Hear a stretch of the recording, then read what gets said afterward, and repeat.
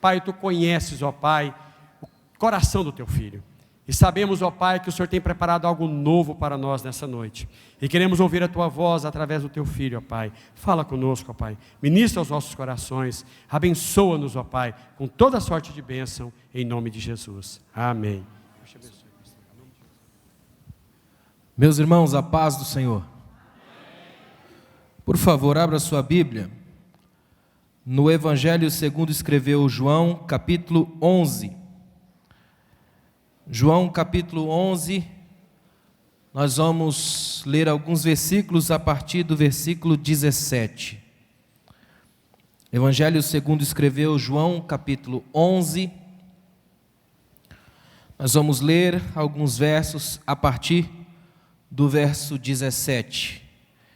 Deus tem uma palavra para os nossos corações essa noite. Eu tenho certeza que você vai sair impactado daqui essa noite.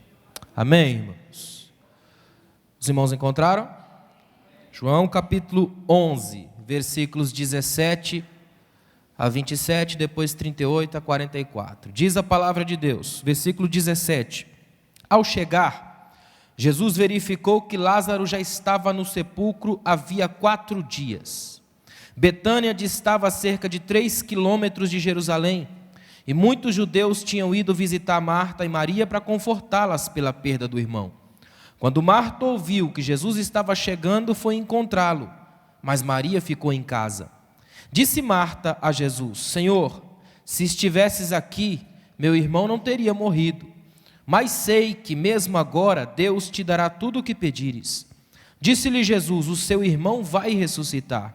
Marta respondeu: eu sei que ele vai ressuscitar na ressurreição, no último dia. Disse-lhe Jesus: eu sou a ressurreição e a vida. Aquele que crê em mim, ainda que morra, viverá. E quem vive e crê em mim, não morrerá eternamente. Você crê nisso? Ela respondeu: sim, Senhor. Eu tenho crido que tu és o Cristo, o Filho de Deus, que devia vir ao mundo. 38. Jesus, outra vez, profundamente comovido, foi até o sepulcro. Era uma gruta com uma pedra colocada à entrada. Tirem a pedra, disse ele. Disse Marta, irmã do morto: Senhor, ele já cheira mal, pois já faz 4 dias. Disse-lhe Jesus: não lhe falei que se você cresce, veria a glória de Deus? Então tiraram a pedra. Jesus olhou para cima e disse: Pai, eu te agradeço porque me ouviste. Eu sei que sempre me ouves, mas disse isso por causa do povo que está aqui, para que creia que tu me enviaste. Depois de dizer isso, Jesus bradou em alta voz: Lázaro, venha para fora. O morto saiu, com as mãos e os pés envolvidos em faixas de linho e o rosto envolto num pano. Disse-lhes Jesus: tirem as faixas dele e deixem-no ir. Amém. Meus irmãos, a palavra que Deus colocou no meu coração para ministrá-los essa noite é um tema que acredito que vai causar, pelo menos, reflexão a você. Entre os mortos e as Martas. Amém? É por aí que a gente vai, entre os mortos e as Martas. É difícil falar de morte, a gente não gosta muito de tratar desse assunto, ninguém gosta de falar de morte, mas precisa. Aliás, a morte nada mais é do que o assunto dos vivos. Já era para a gente ter se acostumado com isso, mas ninguém acostuma porque, por mais que a gente sempre espera que ela passe na casa do vizinho, né? Nunca na nossa. O problema é que ela nos atinge, e quando nos atinge, tira o nosso tapete do chão, desorienta a gente, desnorteia a vida. O texto que nós lemos aqui é um texto que tem coisas extraordinárias, intrigantes para a nossa vida, lições profundíssimas para a gente aprender aqui hoje. Thomas Adams disse que a morte exclui a diferença entre o rei e o mendigo. Ela derruba tanto o cavaleiro quanto o peão. Esse é o problema da morte. Atinge todo mundo, não dá para bater no peito e dizer: não, comigo a morte respeita porque eu sou o cara. Não dá não. Quando ela chega, simplesmente detona. Olha que interessante, Thomas Brooks disse que muitas vezes a morte está tão perto das costas do jovem quanto da face do velho. Ou seja, a morte não respeita a idade. Saramago escreveu que aquele que morre aos 20 anos morre em sua velhice, porque gastou-se todo. Morte não respeita idade, não respeita tempo, não respeita talento. Morte não respeita a vida. É estranho isso, ela atropela. Lutero disse que toda pessoa precisa fazer sozinha duas coisas. Uma é crer, a outra é morrer. É interessante isso. Por incrível que pareça, essas coisas servem para a gente ligar um sinal de alerta, compreender que a vida que a gente está vivendo não vai durar para sempre. E se Cristo não voltar a tempo, a gente vai passar por isso. Estamos lá em Eclesiastes capítulo 9, quando ele diz: o que você tiver para fazer, faça, porque na sepultura para onde você vai, não há trabalho. E eu gosto da franqueza do Eclesiastes, porque ele não dá uma trabalhada na questão da morte. Ele vem com força, com um impacto que lhe é peculiar. No texto que nós lemos, Jesus tem 2 encontros com a morte no mesmo lugar. Isso que é impressionante. Ele vai encontrar um Lázaro morto e uma Marta sem vida. 2 encontros da morte no mesmo ambiente, entre os mortos e as Martas. O Lázaro morreu e a Marta também está com a morte já decretada, a morte da experiência, a morte da fé, da alegria, de uma série de coisas. Jesus vai ter um encontro com 2 sentidos de morte. Esse texto que nós lemos é feito de coisas que ainda assustam a gente. Por exemplo, é um texto que tem a estranha mistura entre graça e fraqueza. Você tem no mesmo texto uma fé extraordinária, mas uma fraqueza. No mesmo texto você tem a convivência tumultuada entre fé e dúvida no mesmo coração. A gente é educado ao longo da igreja, da nossa história na igreja, para acreditar o tempo todo que uma fé exclui automaticamente a dúvida. Quantas vezes você já ouviu aquela frase: não duvida, meu servo? Só que quando você vai para dentro da Bíblia, o que você mais vai ver é o contrário. É que coexistem, e aí que está o problema. Porque se você não duvidar nunca, você já não precisa de fé, porque o que você mais tem é certeza. Fé ao contrário, é no meio de todas as dúvidas manter o coração numa certa tranquilidade. Porque eu sei que o final de todas as dúvidas só Deus conhece. E se eu estou nele, então eu caminho para aquilo que é bom.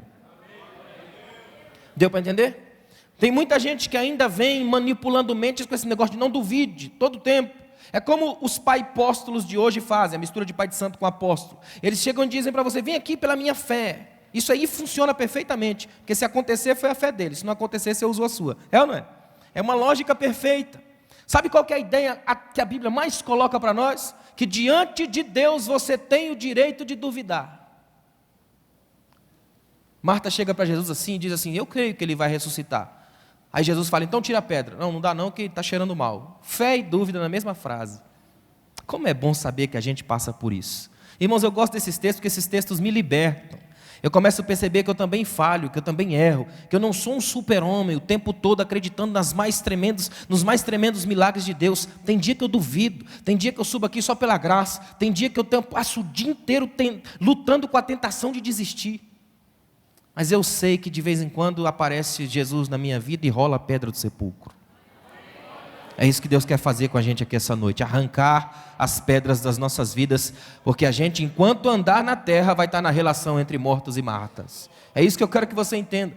Esse texto também tem a dificuldade em aceitar que Deus não trabalha de acordo com as nossas agendas.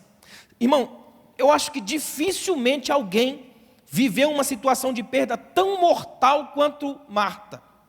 Porque Marta, ela chega para Jesus e diz assim: se o Senhor estivesse aqui, meu irmão não teria morrido. Imagine só você, a pessoa que você ama doente na cama, e a pessoa que pode resolver o problema a mais ou menos 3, 4 quilômetros de distância.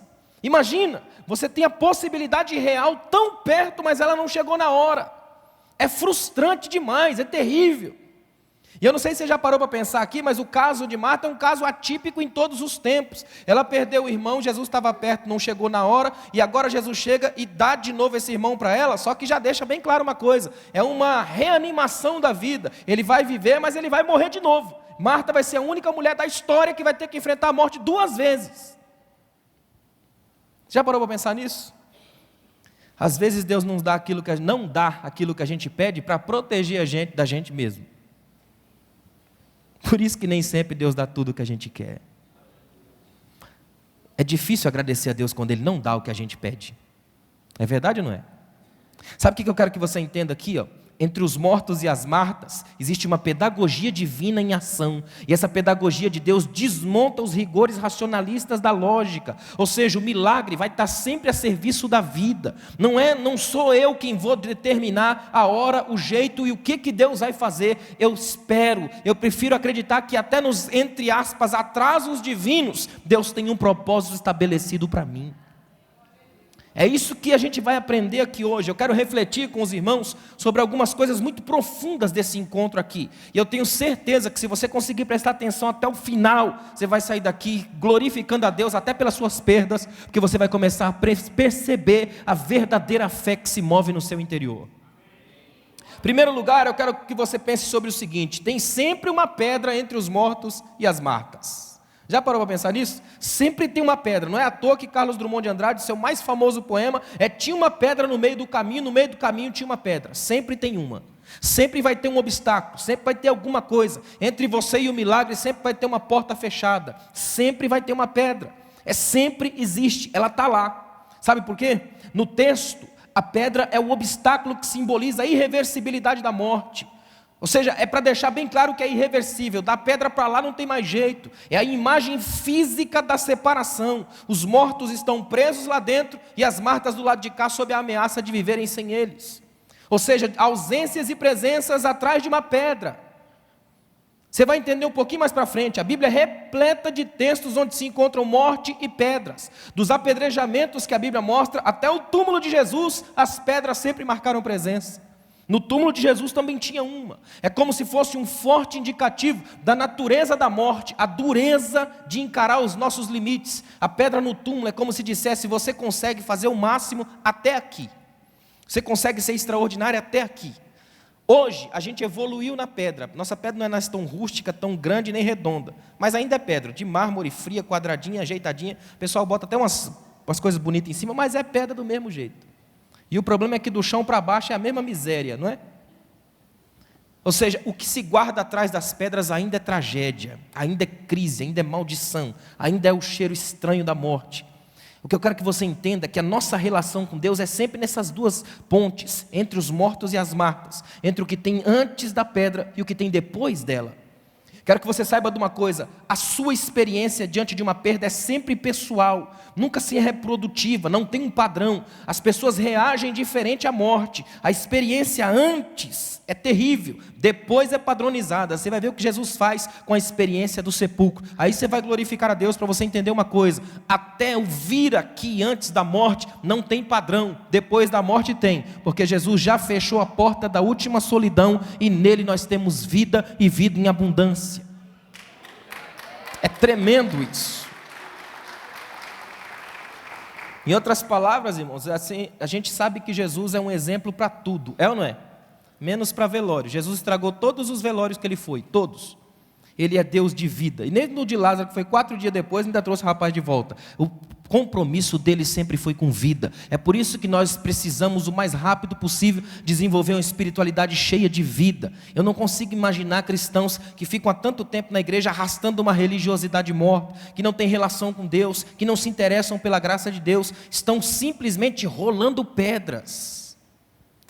Sabe qual é a ordem que Jesus dá para Marta? Tire a pedra.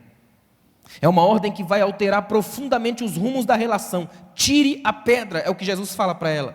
Pensa numa coisa estranha, numa ordem difícil. É uma ordem que causa espanto, uma mistura de loucura, de uma apreensão total. É um enorme desafio à naturalidade dos fatos. É chegar para ela e dizer assim: ó, até aqui o que você teve comigo é uma relação baseada nas palavras. A gente conversa, tem um diálogo, tem uma teologia por cima. Agora vamos agir? Vamos arrancar a pedra. Tira a pedra. Isso é tão forte, irmãos. Tomara que o Espírito Santo consiga levar até o seu coração hoje essa realidade. É preciso colocar a mão na massa, chegar perto do sepulcro, rolar a pedra e esperar o que vai acontecer. A coisa mais difícil na construção de um milagre é esperar. Por isso que os poetas antigos diziam que esperar é o tormento de desejar. Eles diziam: não deseje, porque se desejar vai ter que esperar, e esperar é terrível. Esperar, segundo Guimarães Rosa, é reconhecer-se incompleto. É ruim ou não é? Alguém aqui gosta de esperar? Sabe o que é mais interessante? A resposta de Marta é que é intrigante. Ela fala assim: Senhor, já cheira mal. Ela aceita a fatalidade, raciocina dentro das lógicas do cemitério. Eu gosto de João, porque João faz um trocadilho que a gente quase não percebe. Ele diz assim: então Marta, irmã do morto, chegou para Jesus e falou: Senhor, cheira mal. Jesus em nenhum momento tratou Lázaro com as categorias da morte. Ele não fala assim: onde vocês colocaram o corpo? Ele fala: onde vocês o puseram. É diferente.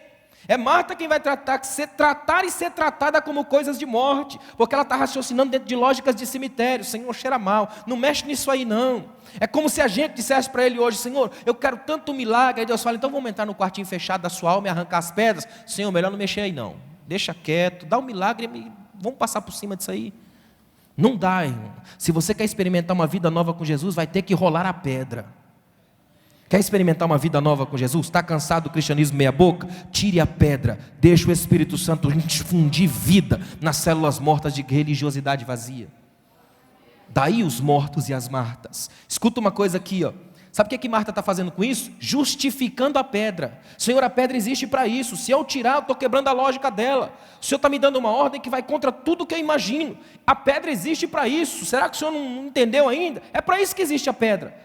Como é que a gente vai tirar? Ela justifica a pedra. E naturalmente ela tem razão. Só que o Senhor já tinha dito para ela. Lembra do que o Senhor falou para ela? No versículo 23, Jesus diz assim: Marta, teu irmão vai ressuscitar. Jesus não disse talvez ele ressuscite. Ele disse: teu irmão vai ressuscitar. Olha que interessante. Jesus até perguntou para ela: Marta, você crê nisso? Sabe o que ela disse? Creio. Só que agora na frente do túmulo, a fé também morreu. Porque diante das pedras, geralmente a nossa fé consegue morrer, as nossas esperanças morrem, as nossas expectativas esfacelam, porque o peso da pedra machuca, esmigalha. Sabe o que significa pedra para mim e para você? Tudo aquilo que nos separa da vida, tudo aquilo que rouba a alegria. É um casamento que se arrasta, que só não implode, porque a gente tem mais medo do que vai vir do que enfrentar a crise. São filhos que dão problemas em casa, adolescentes que protestam. É o diagnóstico do câncer, é quando a família está mal, é quando as finanças estão embaixo, tudo detonado. É enxergar a pedra, é justificar a pedra. Como é perigoso isso. Marta tenta fazer uma espécie de teologia na frente da pedra. Ela chega para Jesus e fala assim: eu sei, Senhor, que Ele vai ressuscitar no último dia. Ou seja, ela acredita em teorias, em tradições, só que tudo futurista. A fé dela não tem o elemento do hoje, do agora, não opera no instante. O tipo de fé que Marta professava aceita que Cristo ressuscite, mas lá na frente ela crê em tese. Como muita gente na igreja de hoje crê em tese. Ele acredita que é salvo em tese, porque ele está na igreja à procura de salvações, mas não de salvação. Ele acredita que Jesus pode fazer alguma coisa porque ele já ouviu falar, não porque ele experimentou. Ele vive da testemunhologia de terceiros. Já viu aqueles irmãos que ficam todo empolgadinhos quando tem alguém que vai dar algum testemunho, principalmente se ele for ex alguma coisa, ex-macumbeiro, ex-bandido, lembra do ex? E tem que ser o ex, mas muito ex, radical. Se for um ex mais ou menos, a gente não aceita muito não. Já notaram isso? O cara chegar aqui e falar: irmãos, eu era bandido, Jesus me salvou. Os caras falam: ah, ladrão não. Tem que chegar aqui e falar: eu era bandido ruim, eu arrancava pescoço, cabeça, se vacilar eu te mato aqui hoje. É ou não é? Quanto mais a coisa for tenebrosa, irritante, horripilante, melhor. Porque a gente ainda se acostuma com a coisa do testemunho. Tem que ter um testemunho fantástico. Vocês já notaram que é estranho isso? Parece que aquela pessoa que cresce na igreja abençoada, sendo obediente, não tem lá muito valor. Você precisa ter as mãos sujas para poder chegar aqui e ter o que mostrar. É como se Jesus fosse obrigado a me ver na lama primeiro, para depois me restaurar. Como se alguém aqui não tivesse vindo do chão. Quando alguém pergunta para mim: você veio pelo amor ou pela dor? Eu digo: pela mesma dor que todo ser humano que já botou a cara no universo. Todo mundo que nasceu aqui nasceu marcado pelo pecado, e não tem dor pior do que estar separado de Deus. Foi por essa dor que Jesus desceu aqui, arrancou as pedras do túmulo e chamou a gente para fora. Por isso que a gente está aqui hoje. É importante entender isso. E essas testemunhologias são perigosas. Tem gente que conta testemunho tão mirabolante que o maior milagre é a gente acreditar. É ou não é? Tem uns que a cronologia não bate de jeito nenhum. Se você for fazer as matemáticas da data, você fica desesperado e deixa: amém, acredita, Senhor. Eu creio em tese. O que mais tem na igreja de hoje é gente parado na frente do túmulo das expectativas. É gente olhando para o túmulo esperando que alguma coisa diferente vá surgir de lá. Não vai enquanto você não tirar a pedra. O trabalho é seu. Tomara que você entenda o que o Espírito Santo está falando para você aqui hoje. Coloque a mão na massa, arranque as pedras da sua vida. Olha que coisa interessante, o tipo de fé que o Senhor quer, sabe qual é? Não é aquela que apenas acredita que Ele pode, mas aquela que espera que Ele vai fazer. É uma fé que sabe, espera, por isso alcança. Jesus não está interessado em você chegar para Ele e falar: Senhor, eu sei que o Senhor pode, eu sei que o Senhor faz. Ele está interessado em saber que você vai dizer: Senhor, eu sei que o Senhor pode, vou tirar a pedra porque eu espero que o Senhor vai fazer. Jesus não é muito interessado em gente que tem a mania de achar que por conhecer alguma coisa da teologia pode dominar Deus. Não pode. Ele quer saber se você é capaz de tirar a pedra e esperar o inevitável tremendo de Deus. Sabe o que é estranho? A gente está tão acostumado com reações de lógicas, de matemática, 1 mais 1 é eternamente 2, que a gente não consegue imaginar que Deus consiga desenvolver outras coisas aí no meio. Só Deus é capaz de fazer as loucuras de visitar um cemitério no 4º dia e fazer diferença. Havia algumas teorias interessantes na época. Por exemplo, os judeus acreditavam que até o 3º dia você não está lá muito morto não, pode estar por ali, né? Agora 4º dia acabou, não tem mais jeito, morreu mesmo, foi para cima ou para baixo, mas foi. Aí Jesus chega no 4º dia. Irmão, Jesus sempre vem pelas estradas dos impossíveis. Quando a coisa estiver bem impossível na sua casa, dá uma olhadinha em volta, Jesus está pertinho. Ele gosta de vir por essas vias aí, ó. O itinerário de Jesus é sempre o impossível, o complicado, o morto, o que não dá mais jeito. Quando não tem jeito, Jesus aparece. Ele gosta de entrar no palco da sua vida, bem na hora do milagre. Entre mortos e Martas que Jesus está. E como eu gosto disso, eu gosto muito desse texto por isso. A lógica de Jesus quando diz: tirem a pedra, é uma autoridade capaz de operar o ridículo. Tenta imaginar a cara do povo ao redor, porque onde tem alguma coisa para acontecer tem multidão, já notaram isso? Multidão gosta dessas coisas esquisitas, mirabolantes. Se eu chegasse aqui hoje, botasse uma faixa aí na frente, vim aqui na quarta-feira, vai ter a quarta-feira do inevitável, impossível, escabroso, tremendo, a pessoa viria. Quarta-feira na palavra, mais ou menos, não é? Sabe por quê? A gente gosta dessa coisa do espetáculo, somos a sociedade do espetáculo. Aí Jesus chega e fala assim: imagina você no meio da multidão ali, olhando assim para ver o que vai acontecer, a pedra no túmulo. Aí Jesus chega assim e fala: tirem, é plural, porque a pedra era grande, dava trabalho, tirem a pedra. Imagina o que o povo deve ter pensado: esse Galileu está doido, vai mexer ali, vai tirar a pedra, vai dar trabalho, isso vai ser um problema sério. Pedra do sepulcro, túmulo, meu Deus, vai ser violação de um túmulo. Imagina só, irmão. Jesus está operando um ridículo, tira a pedra, só que o povo tirou.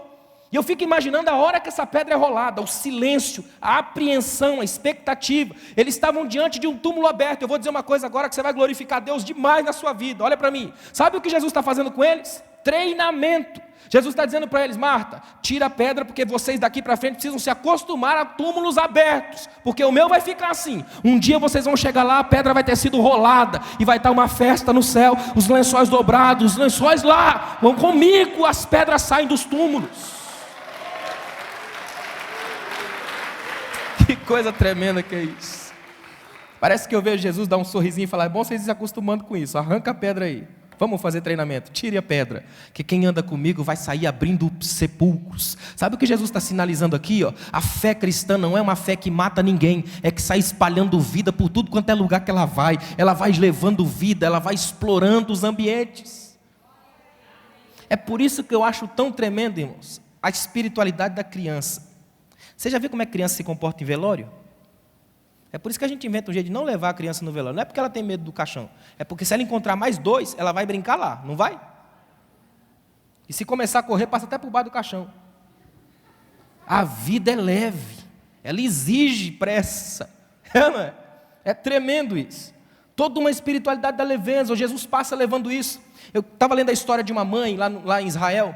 Ela chegou para o seu filho, Caim Poto, um dos maiores escritores judeus. E ela chegou para ele quando ele era garotinho e ela dizia para ele: meu filho, você tem que ser um neurocirurgião. Você vai ganhar muito dinheiro, porque é uma profissão muito bonita, muito nobre, e você ainda vai impedir que as pessoas morram. Aí o menino foi crescendo, começou a querer estudar filosofia para desespero da mãe. E ele se matricula na escola e a mãe fala: meu filho, ainda dá tempo, ouça a sua mãe, estuda você tem que ser neurocirurgião, você vai ganhar muito dinheiro e ainda vai impedir as pessoas de morrerem.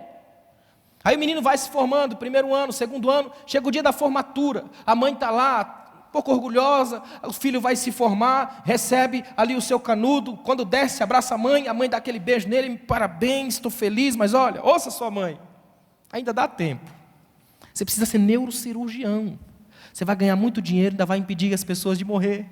E ele olha para ela e diz, mas mãe, eu não quero impedir ninguém de morrer, eu só quero ensinar as pessoas a viver. É vida. A igreja é um ambiente onde a gente é treinado para fazer as pessoas viverem.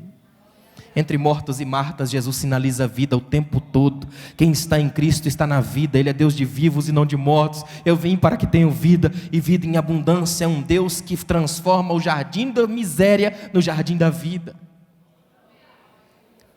Sabe o que eu acho incrível? Quando eles rolam a pedra, fica aquela apreensão, Jesus faz uma oração que não tem nada a ver com desespero, angústia e morte. Pensa numa oração que não tem nada a ver com velório. Não é aquela oração que a gente tenta encher a bola do morto, né? A pior coisa que tem para pastor é você ter que ministrar no velório de quem você não conhece. Uma vez o irmão ligou para mim desesperado, vem cá pastor, pelo amor de Deus, minha sogra morreu, não sei o que falar. E eu vou lá, sem saber, nunca vi a mulher na vida. Tive que olhar para a família, porque a morte deflagra processos familiares. É interessante isso. Jesus chega aqui agora, sabe qual é a oração que ele faz? Ele olha para o céu e diz, Pai, graças te dou porque o Senhor sempre me ouve. Não tem nada a ver com desespero, é pura graça. Ou seja, não há mais pedra, só há graça. Sabe o que Jesus está falando? Pai, agora que a pedra foi rolada, que o fluxo da vida vai fluir, eles estão vendo que o Senhor também tem comunicação comigo. Agora a comunicação está plena, o Senhor me ouve e Lázaro vai me ouvir. O que tem de gente que não ouve Deus é porque tem pedra na frente. Arranca a pedra para você ver. A comunhão flui novamente. O Pai ouve e você escuta. E o chamado de Deus te faz vir para fora vivo, em pé, glorificando ao Deus que te conhece atrás das pedras. Tem sempre uma pedra entre os mortos e as Martas. Tenta tirar a pedra aqui essa noite. Pede para Jesus te ajudar a tirar tudo que atrapalha de fluir na sua vida. É tempo de novos começos, irmãos. De você entender que o Espírito Santo já está mostrando para você que há algo novo, há algo diferente. Cheiro de morte é um perigo. O que mais tem hoje é gente vivendo uma espiritualidade cansada. Ele não aguenta mais, ele vem para o culto porque ele não tem mais o que fazer na agenda da vida. Mas deixa hoje que o Espírito Santo chegue na porta do cemitério espiritual e dê um brado, vai lá, tira a pedra. Aí você, com todo o esforço da vida, rola a pedra, a comunicação flui novamente e você pode escutar o Espírito te chamar pelo nome. Aí você vai sentir a coisa mais tremenda da vida, que é você aprender que a vida entra até quando existe em lugares fechados. Segundo lugar, a igreja é o lugar onde as Martas levam Jesus aos mortos. É isso que é tremendo. A igreja é o único lugar no mundo onde as Martas levam Jesus aos mortos. É interessante você olhar por esse ângulo. Quando Jesus dá um brado, Lázaro, sai para fora. Ele está fazendo um convite à vida. É como se ele dissesse, vem viver, meu amigo. São as Martas que levam Jesus aos mortos. Aqui tem uma lição da Bíblia que é tremendo. A gente às vezes fala muito do Lázaro, mas quase não fala da Marta, e quando fala, fala errado. Mas se tem uma coisa que é tremenda, é que é ela quem leva Jesus até o sepulcro, quem faz todo o trajeto.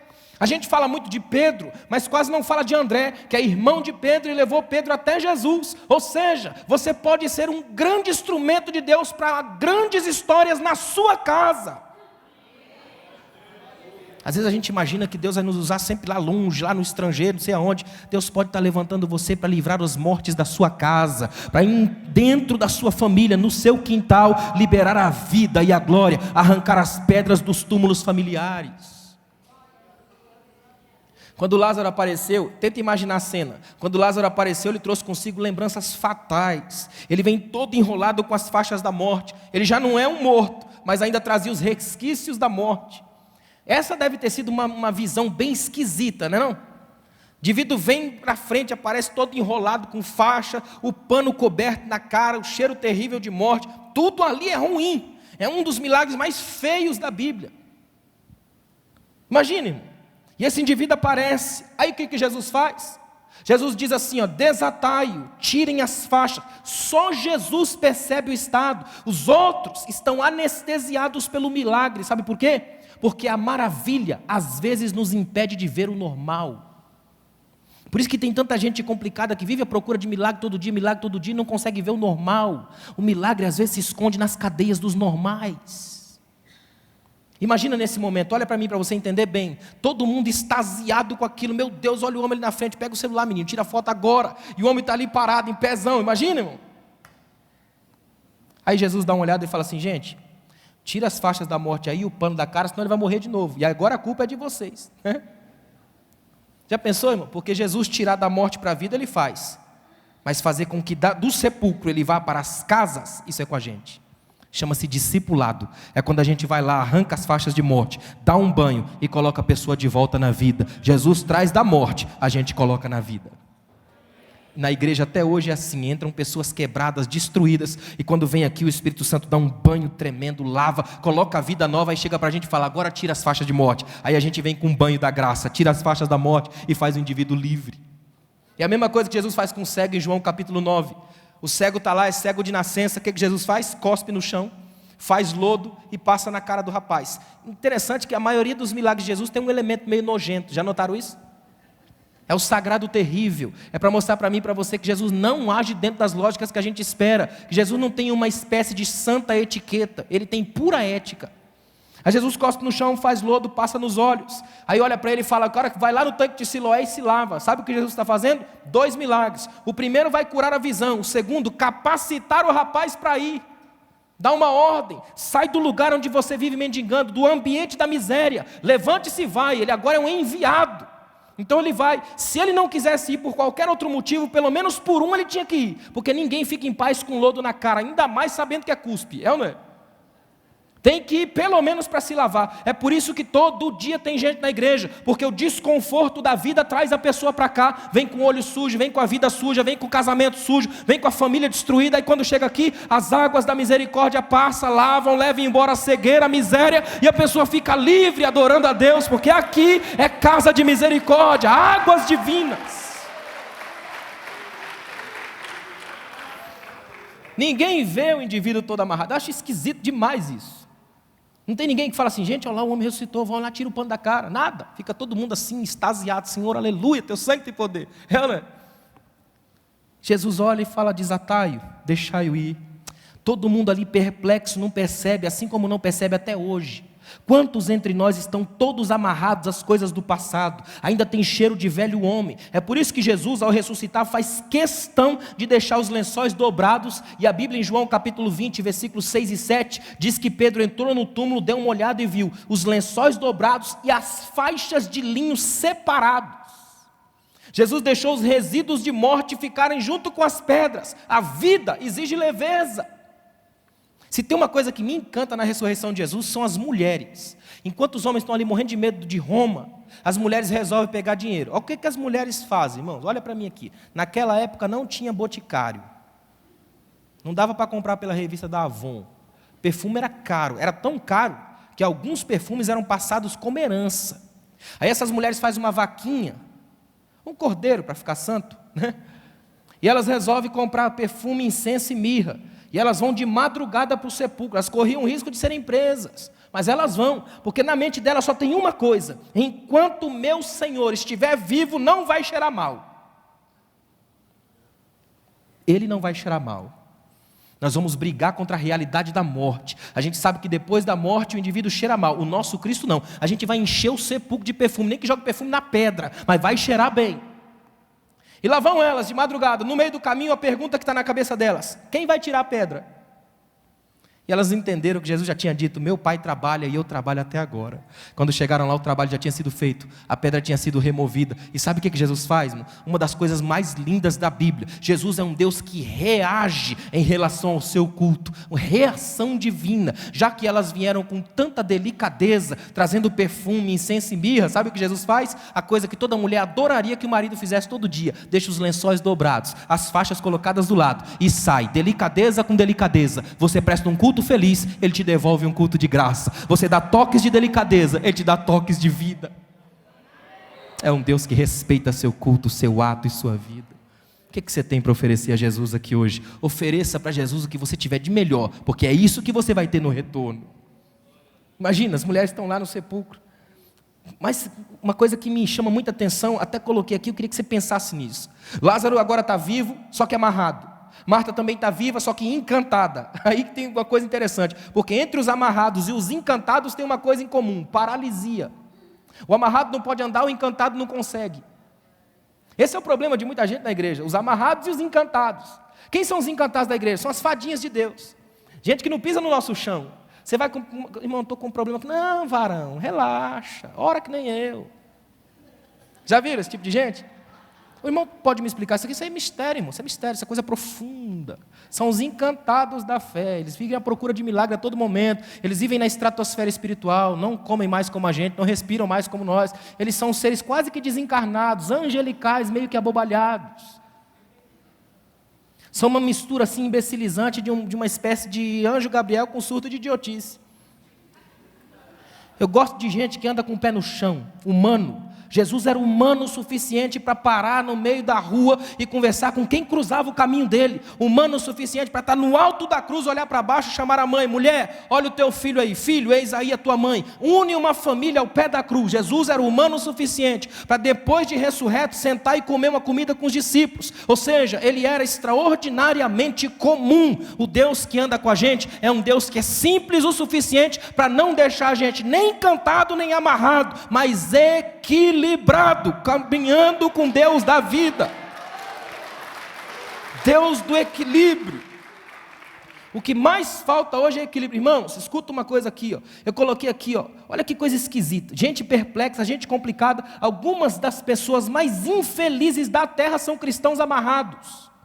Todos amarrados com cordas próprias, desiludidos com as experiências da vida. Eles estão vivos, mas estão amarrados. Tiveram a experiência do poder de Deus na vida, mas ainda estão sob a forte opressão das faixas da morte, das debilidades, das deficiências. Sabe aquele tipo de gente que não anda com as mesmas pernas de jeito nenhum? Ele vive todo dia à procura de alguma coisa, sempre, a todo momento. Eu não preciso descer daqui hoje e colocar a mão na sua cabeça, porque a mão de Deus nunca saiu de cima da sua vida. Por isso que você está aqui hoje, Ele não te perdeu de vista. Você vai precisar de alguém para tirar a pedra do dentro do sepulcro, porque morto não consegue fazer isso. Mas depois que você sair, irmão, você vai estar livre para assumir sua vida, para andar com seus pés. Sabe o que Deus está falando para mim e para você aqui hoje? Nós somos chamados a entender uma das verdades mais bonitas da Bíblia. Toda vez que a gente estiver diante de Jesus, ainda que a gente esteja no fundo de um túmulo, a gente consegue ouvir o chamado dele. Ninguém pode dizer que não ouve Jesus. A gente ouve, porque o chamado dele ecoa profundo na alma, porque ele nos fez e nos conhece. Por isso que você está aqui hoje, porque um dia você foi alvo do chamado de Jesus. Sabe o que é interessante? Tirar as faixas é você possibilitar novamente o abraço entre os irmãos. Sabe o que eu acho bonito desse texto? Esse é um texto de família. Você tem uma família vivendo um luto, uma perda terrível. Agora tenta imaginar que Jesus vai lá e fala: tirem as faixas. Aí tiram todas aquelas faixas, tiram o pano do rosto, e Lázaro pode de novo olhar para sua irmã, eles podem se abraçar novamente. Jesus restaura uma família bem na beira do cemitério, na porta do túmulo. Restauração familiar, olha que coisa tremenda. É Jesus dizendo: agora os irmãos podem se abraçar novamente, agora pode voltar a comunhão da família. A morte tinha interrompido a comunhão, mas não foi para sempre, porque se Jesus está no processo, não existe esse para sempre na morte. Jesus vai fazer isso, e Ele vai fazer isso com o próprio túmulo dele. O túmulo dele também vai ter as faixas, também vai ter os panos, também vai ter a pedra, mas não vai ter mais o para sempre. Se você for hoje nos melhores túmulos do mundo, nos grandes cemitérios, por exemplo, tem um cemitério em Paris, que é um cemitério que é até visitado por estudantes de arte, por causa da grandeza do túmulo, de tanta gente famosa. Aí você chega lá, tem, por exemplo, você pode chegar no cemitério de Voltaire, está lá o grande filósofo Voltaire, jaz aqui. Você vai no cemitério de Elvis Presley, jaz aqui. Michael Jackson, jaz aqui. Todos os grandes homens e mulheres que pisaram a história estão marcados por essa frase: até aqui vieram. Aí você vai lá no túmulo de Jesus, olha que tremendo. Está lá: Ele não está mais aqui, mas ressuscitou. Nem o limite pôde pegar com Jesus. Está livre. Só Jesus viu as faixas. Hoje, escuta uma coisa, hoje muita gente nos vê amarrado, mas não se toca.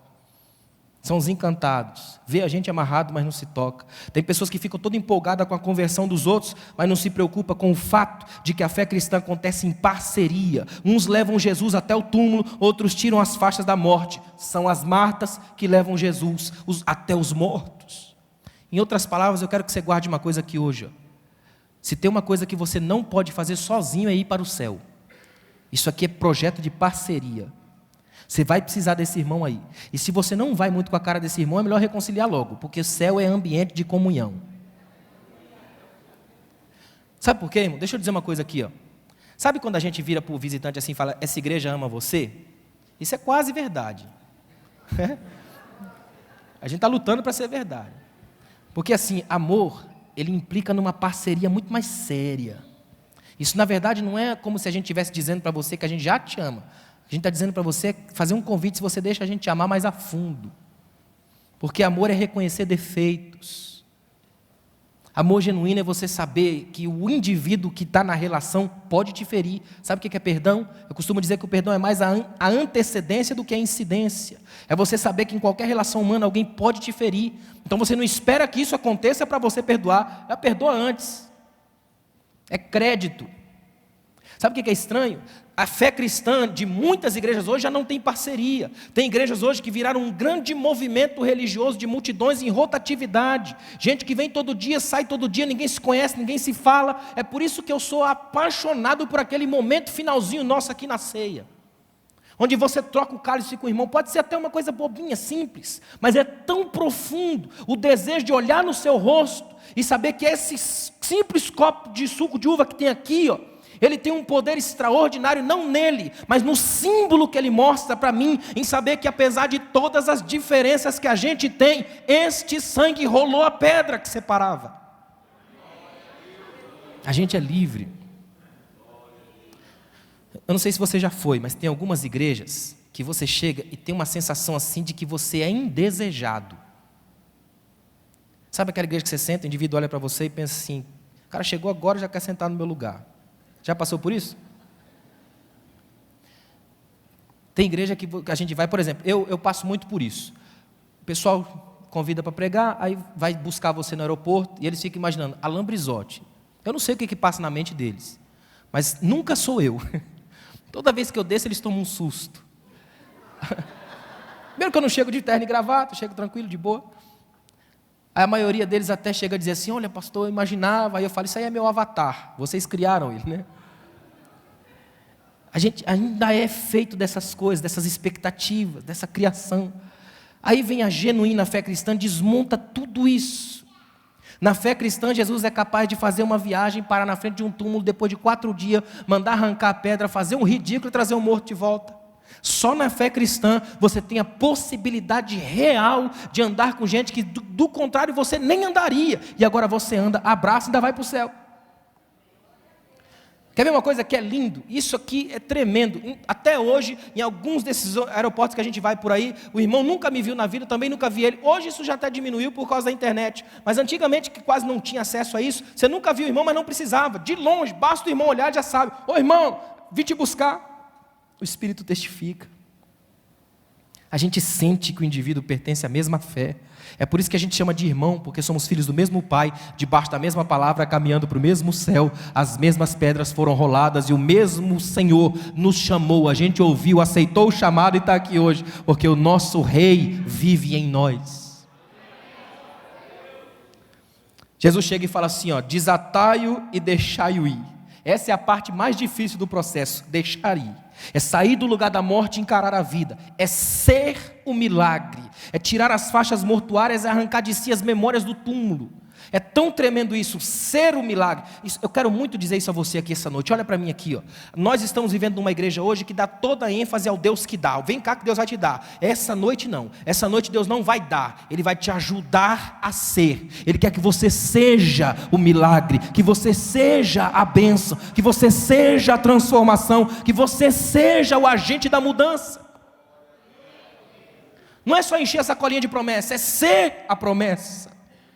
Imagina, tire as faixas e deixem ir. Eu fico imaginando o caminho de Lázaro até chegar na sua casa de novo. Como ele deve ter valorizado cada passo, cada instante, cada minuto, cada lírio do campo por onde ele passou. Deve ter ido de mãos dadas com a Marta, sentindo de novo a vida, valorizando cada momento, cada instante. Dizem que até hoje o túmulo de Lázaro tem lá uma placa, Lázaro, morto 2 vezes. Então tem que valorizar cada instante, cada minuto, cada momento. Valoriza cada momento que você tem com seu filho. Valorize cada momento que você tem com a sua família. Valorize cada momento que você tem com a sua igreja. Sabe por que Jesus chama a igreja de família? Porque Ele sabe que nem sempre os nossos pais são essa bênção toda. Então Ele arruma paz para a gente aqui dentro. Irmãos, famílias, são outros tios, outros irmãos, outras avós. Eu mesmo não tenho pai, preciso de alguns, né? A gente vai sempre se arrumando e a gente vai desenvolvendo uma fé que é da parceria, da alegria. É tão bom quando a gente sente isso, essa bênção, e começa a participar desses movimentos e se sente amado pelo outro, e nesse amor a gente vai crescendo e a vida vai valendo a pena. Como é bom saber disso. Para desfrutar das coisas novas, é preciso deixar as coisas velhas na sepultura, entre os mortos e as Martas. Sabe qual é a grande lição que eu aprendo? Existe um Deus que se importa.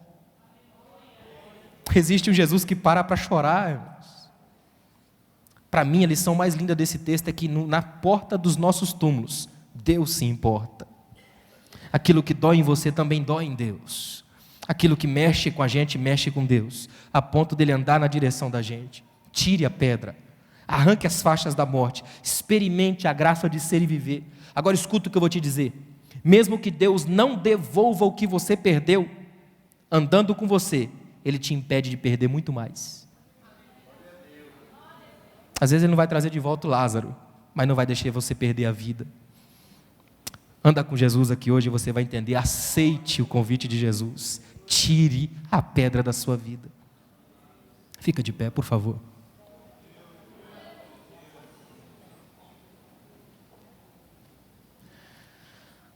Eu tenho para mim que muita gente não tem medo de tirar as pedras. Sabe por quê? Porque tem muita gente que não sabe o que fazer com um novo começo. É difícil mudar. Sabe aquela síndrome do bandido? Que ele fica tantos anos preso que quando ele é solto não sabe o que fazer com o mundo normal. Então a primeira coisa que ele faz é cometer um crime para voltar para o único mundo que ele se sente em casa. Tem gente que vive assim. São legalistas. Lembra daquelas pessoas que acham que a fé cristã é seguir um monte de regras? Não, não, não e não. A tal ponto que o mundo espera isso da gente, né? O mundo acha que a gente tem que ser assim. Todo dia assim. Tem gente a todo momento pensando isso. Você já foi acusado por pessoas que dizem, mas na igreja vocês têm fulano que faz isso, faz aquilo outro. Eles esperam da gente uma perfeição que não vem em lugar nenhum. E na igreja você vai encontrar as melhores pessoas do mundo, mas também vai achar as piores. Aqui tem gente que vai ser uma bênção e gente que vai ser uma tragédia. Não é à toa que lá em Mateus 16, Jesus conversando com Pedro, na frente de Pedro, ele fala, Pedro, tu és Pedro, sobre essa pedra edificaria a minha igreja. Tremendo. 3 versículos depois fala, para trás de mim, Satanás. Imagina, para o mesmo Pedro, na rua, no mesmo ambiente. É porque tem dia que a gente é Pedro pedra, pode vir aqui, criar em cima de mim uma base, mas tem dia que eu sou a pedra do seu tropeço, até você cair com a boca no chão. Sabe qual é a lição do texto? Quando acertar, acerte para Jesus. Ele vai te elogiar e te aplaudir. Quando errar, erre para Ele. Ele vai te chamar na força. Mas Ele nunca vai desistir de você. Ele não desiste da gente. Eu não sei qual é a pedra que está na frente da sua vida hoje. Mas eu sei de uma coisa. Jesus mandou tirar. Tire a pedra. Tire a pedra que impede você de receber a glória de Deus. Tire a pedra que impede. Às vezes a pedra é falta de oração. Porque é na oração, na conversa entre Marta e Jesus, que o morto vai encontrar vida. Entre as Martas e os mortos tem muita gente ainda fazendo isso. Colocando pedras e impedindo o acesso da glória. Eu quero que você hoje, em nome de Jesus, chame Jesus com você. Senhor, vamos ali comigo no túmulo do meu irmão. Vamos ali comigo no túmulo que está impedindo a minha família de ter vida. Eu hoje não vou nem chamar ninguém para frente. Eu quero que todo mundo aqui hoje faça esse símbolo. Coloca a mão no seu coração se você puder. Eu quero que você faça uma oração hoje dizendo, Senhor, me ajuda. Porque sempre tem uma pedra no caminho da minha bênção, do meu milagre, da minha vida. Vai ter dia que eu quero, Senhor, fazer diferença, mas não consigo. Tem dia que eu quero ser uma bênção, mas não dá. Tem dia que eu quero possibilitar que através da minha vida o Senhor arranque os meus irmãos da morte, mas eu não consigo, e não consegue. Sozinho você não consegue, mas através do Espírito de Deus você pode. Nele podemos todas as coisas, posso todas as coisas, naquele que me fortalece. É Paulo quem dá um brado que eu acho tremendo, quando isso que é mortal se revestir de imortalidade, quando isso que é corruptível se revestir de incorruptibilidade, então se cumprirá a palavra que foi escrita, tragada foi a morte na vitória. Onde está, ó morte, a tua vitória? Onde está, ó morte, o teu aguilhão? Graças a Deus que nos dá vitória por nosso Senhor e Salvador Jesus Cristo. Sinta no seu coração hoje o chamado de Jesus. Vem para fora, vem para a vida, vem viver, vem experimentar a leveza de um novo dia, de um novo tempo. Vem experimentar o renascer de uma espiritualidade plena, livre, leve, solta. Vem para fora, morto ou Marta, seja quem for. Senhor, nós te agradecemos, Pai. Nós celebramos o teu nome porque tu és o Deus da vida e dos vivos. Tu és o Deus que está acima de tudo e de todos. Nós estamos, Pai, simbolizando aqui no peito como nosso coração, Pai, tirando pedras, arrancando as pedras, permitindo que a comunicação possa fluir novamente. Quando a pedra é rolada, podemos ouvir tua voz clamar, chamar para o convite da vida, Senhor. Não deixa ninguém sair daqui morto, Pai. Não deixa ninguém sair daqui sem experimentar a tua glória. Mortos ou Martas, que o teu Espírito atinja todos aqui essa noite. Enche-nos com a vida, Senhor, o perfume da vida, o cheiro da vida, o novo tempo de viver, Senhor, uma espiritualidade que atinja os dias, que faça a família ser alvo da tua graça, Pai. É tudo que eu te peço, Senhor, em nome de Jesus. Que Deus te abençoe. Obrigado, pastor. Com você, Ele cumpre